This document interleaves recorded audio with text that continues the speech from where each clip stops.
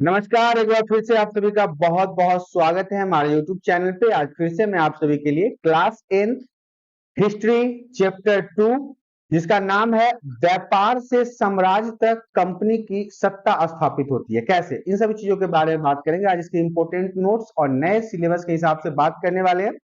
तो ये बहुत ही इंपॉर्टेंट चैप्टर है आपके इतिहास का। तो आइए शुरुआत करते हैं इसके सबसे महत्वपूर्ण बातों से। सबसे पहला पॉइंट हमारा कहता है वाणिज्यिक किसे कहते हैं। वाणिज्यिक से आप क्या समझते हैं? तो एक ऐसा व्यावसायिक उद्यम जिसमें चीजों को सस्ती कीमत पर खरीद कर और ज्यादा कीमत पर बेचकर, यानी मुख्य रूप से व्यापार के जरिए मुनाफा कमाया जाता है, वाणिज्यिक कहलाता है। मतलब देखिए, अब मैं बिहार का रहने वाला हूं तो मैं दिल्ली में आके किसी सस्ती चीज को खरीद लूं और फिर इसे वापस बिहार ले जाके महंगी चीज महंगे दर पे बेच दूं, तो इसे हम क्या कहेंगे? वाणिज्यिक कहेंगे। अब बात कर लेते हैं कि फरमान क्या होता है। तो एक शाही आदेश है, ऑर्डर है। ऑर्डर मतलब समझते हैं ना, आदेश देना। फरमान का मतलब ऑर्डर होता था, आदेश होता था, जिसमें महाराजा के द्वारा, जो वहां के राजा हुआ करते थे, उनके द्वारा अपनी जनता को ऑर्डर दिया जाता था, फरमान दिया जाता था। तो ये सारी चीजें हो गई।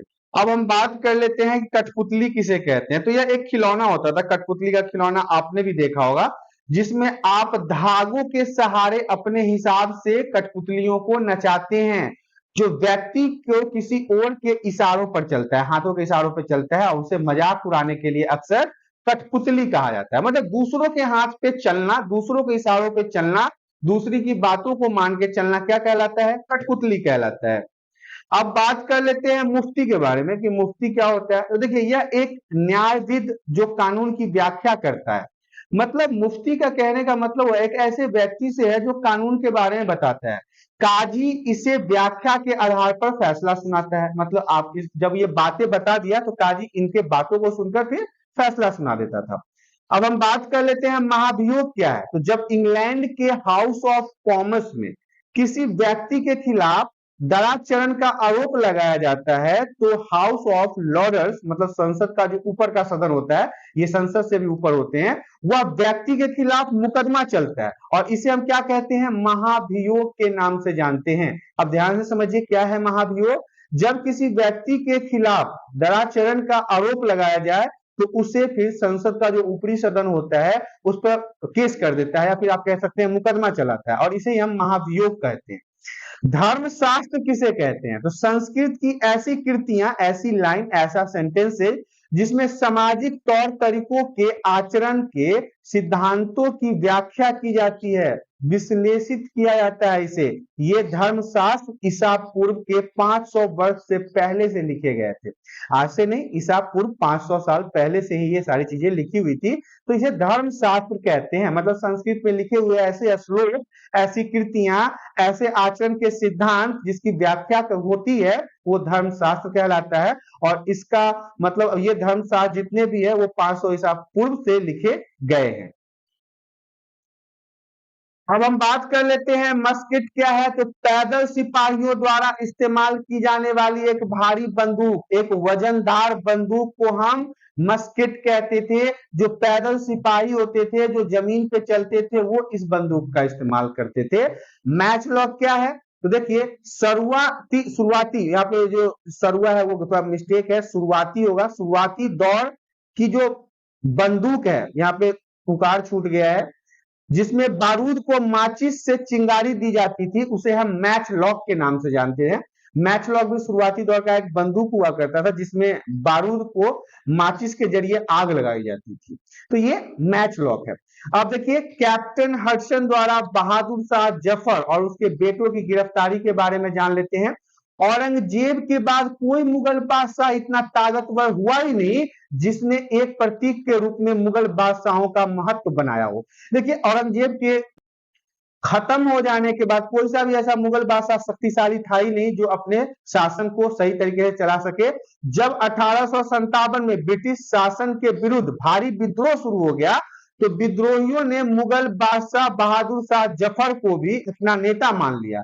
जब विद्रोह कुचल दिया गया तो कंपनी ने बहादुर शाह जफर को देश छोड़ने के लिए मजबूर कर दिया और उनके बेटे को जफर के सामने ही मार डाला। देखिए, अंग्रेज कितने तेज थे। जब 1857 में सिपाही विद्रोह हुआ, सिपाही आंदोलन हुआ, तो उस समय इस अंग्रेजों ने क्या किया, दिमाग लगाया और बहादुर शाह जफर को ही नेता बना दिया। और जब उसके माध्यम से इस आजादी की शुरुआत को कुचला गया, उसके बाद अंग्रेजों ने उसे देश छोड़ने पे मजबूर कर दिया और उसके बेटे को उसी के सामने खत्म भी कर दिया। हम बात कर लेते हैं फैक्टर किसे कहते हैं। तो पहली इंग्लिश फैक्ट्री 1600, बताया जा रहा है कि पहली इंग्लिश फैक्ट्री जो है वो 1651 में हुगली नदी के किनारे शुरू हुई थी। कंपनी के जो व्यापारी थे यहीं से अपना काम चलाते थे और इन व्यापारियों को उस जमाने में फैक्टर कहा जाता था। क्या कहा जाता था? फैक्टर। और इसी फैक्ट्री में वेयर हाउस था जहां निर्यात होने वाली चीजों को जमा करके रखा जाता था, वेयर हाउस कहलाता था। वेयर हाउस एक ऐसा घर होता था जहां पे सामानों को इकट्ठा करके रखा जाता था और वहां से उन चीजों को बेचा जाता था। अब हम बात कर लेते हैं बंगाल में व्यापार कैसे शुरू हुआ। तो देखिए, ईस्ट इंडिया कंपनी ने 1651 में हुगली नदी के किनारे अपनी पहली फैक्ट्री लगाई। किसने? ईस्ट इंडिया कंपनी ने। कब लगाया? 1651 में। कहा? हुगली नदी कहां है? पश्चिम बंगाल में है। उस जमाने में कंपनी के गोदाम को फैक्ट्री कहते थे और कंपनी के व्यापारी को फैक्टर कहा जाता था। जब व्यापार बढ़ने लगा, बिजनेस बढ़ने लगा, तो कंपनी व्यापारियों ने फैक्ट्री के आसपास बसने के लिए लोगों को राजी करने लगे, अपने लोगों को वहां पे बसाने लगे। और फिर 1996 में कंपनी ने उन बस्तियों को चारों ओर से किलेबंदी कर दी, घेर लिया और अपने आप को सुरक्षित भी कर लिया। बताया जाता है कि कंपनी ने मुगल अफसरों को, मतलब जो उस समय के राजा हुआ करते थे, उन्हें घूस और पैसे देकर 3 गांवों की जमीन भी ले ली। उसमें से एक गांव का नाम कालीकाता था, जो बाद में कलकत्ता के नाम से विख्यात हुआ। बाद में यही कलकत्ता हो गया और आजकल इसे कोलकाता भी कहा जाता है। कंपनी ने मुगल सम्राट औरंगजेब के मतलब से बिना लगान दिए व्यापार करने की अनुमति ले ली, मतलब बिना टैक्स भरे ही व्यापार करने की अनुमति प्राप्त कर लिया। किससे? औरंगजेब से। लेकिन कंपनी के ही कुछ अफसर को बिना लगान दिए अपने निजी व्यापार कर रहे थे, मतलब अपना भी व्यापार कर रहे थे, प्राइवेट अपने तरीके से वो व्यापार चला रहे थे। इससे बंगाल को राजस्व में भारी नुकसान हो रहा था, टैक्स सही तरीके से वहां पे प्राप्त नहीं हो रहा था। अब हम बात करेंगे टीपू सुल्तान, जिन्हें हम शेरे मैसूर थे, उनके बारे में जानेंगे। तो देखिए, उनके पिता मैसूर साम्राज्य के एक सैनिक थे। मैसूर साम्राज्य के सिर्फ और सिर्फ सैनिक थे। किनके पिता? टीपू सुल्तान के। लेकिन अपनी ताकत के बल पर वो 1761 में मैसूर के शासक बन गए, राजा बन गए। जिनका पिता एक मामूली सेना था, उसका बेटा मैसूर का राजा बन गया। उसकी वीरता से प्रभावित होकर उसके पिता हैदर अली ने उन्हें शेरे मैसूर का खिताब से नवाजा था। मतलब बहुत शक्तिशाली, बहुत चतुर, बहुत चालाक था वो। कौन? टीपू सुल्तान। हम बात कर लेते हैं व्यापार से युद्ध तक से क्या अभिप्राय है, मतलब क्या समझते हैं व्यापार से युद्ध तक। तो देखिए, औरंगजेब की मृत्यु के बाद बंगाल के नवाबों ने अपनी प्रभुत्व और सत्ता का प्रदर्शन शुरू कर दिया, बारी बारी से। मुर्शिद कुली खान, अलीवर्दी खान, सिराजुद्दौला, ये सब बंगाल के नवाब बनते रहे, राजा बनते रहे। इन नवाबों ने कंपनी की और अधिक छूट देने से, तो जितने भी नवाब बनते रहे, इन्होंने कंपनी को छूट देने से मना कर दिया और कंपनी को व्यापार के अधिकार में मतलब नजराने मांगने लगे, मतलब टैक्स देने को कहने लगे। कंपनी को सिक्के ढालने से रोका गया और किले की हद को बढ़ाने से भी रोका गया। किसको? ईस्ट इंडिया कंपनी को। उधर कंपनी ने बताया कि लोकल अफसर उल-जुलूल मांग रहे थे, मतलब उनका कहना था कि वो अक्सर पैसे वैसे का डिमांड करते रहते थे, इससे व्यापार तबाह हो रहा था।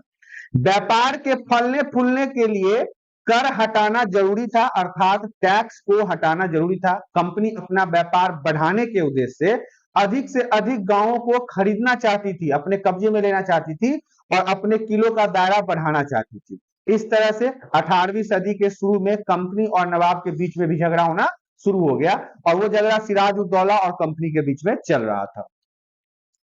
अब यहीं से शुरुआत होता है प्लासी युद्ध का, क्योंकि प्लासी युद्ध में कंपनी और सिराजुद्दौला के नवाब के शासन में ही ये सारी चीजें हुई थी। तो आइए बात कर लेते हैं कि कैसे सिराजुद्दौला, जो उस समय पश्चिम बंगाल अर्थात बंगाल कोलकाता का नवाब हुआ करता था, और कंपनी के बीच में झड़प हुई। अलीवर्दी खान की मौत के बाद सिराजुद्दौला 1756 में बंगाल का नवाब बना। कंपनी किसी कठपुतली को नवाब बनाना चाहती थी, मतलब ऐसे व्यक्ति को नवाब बनाना चाहती थी जो उसके इशारे पे चले, ताकि उसे अपने मुताबिक काम करवाया जा सके। कंपनी ने सिराजुद्दौला के विरोधियों में से किसी को नवाब बनाना चाहती थी, लेकिन वो सफल नहीं हो पाया। सिराजुद्दौला काफी गुस्से में थे और कंपनी से कहा कि बंगाल की राजनीतिक मामलों में दखल न दो, हमारे आपसी राजनीतिक मामलों में कोई दखल अंदाजी बर्दाश्त नहीं किया जाएगा। किसने कहा? सिराजुद्दौला ने कहा। किलेबंदी को समाप्त करें और लगान का भुगतान करें, अर्थात टैक्स पे करना पड़ेगा। जब बातचीत का कोई नतीजा नहीं निकला तो सिराजुद्दौला ने अपने 30,000 सैनिकों के साथ कासिम बाजार स्थित इंग्लिश फैक्ट्री को चल पड़े, मतलब उसकी तरफ हमला करने के लिए चल पड़े। कंपनी के अफसर को बंदी बना लिया और गोदाम पर ताला लगा दिया गया। सभी अंग्रेजों के हथियार जब्त कर लिए गए और अंग्रेजी जहाजों को भी रोक दिया गया। किसने किया? ये सिराजुद्दौला ने किया। उसके बाद कंपनी के किले पर भी कब्जा करने के लिए नवाब कलकत्ता की तरफ चल पड़े।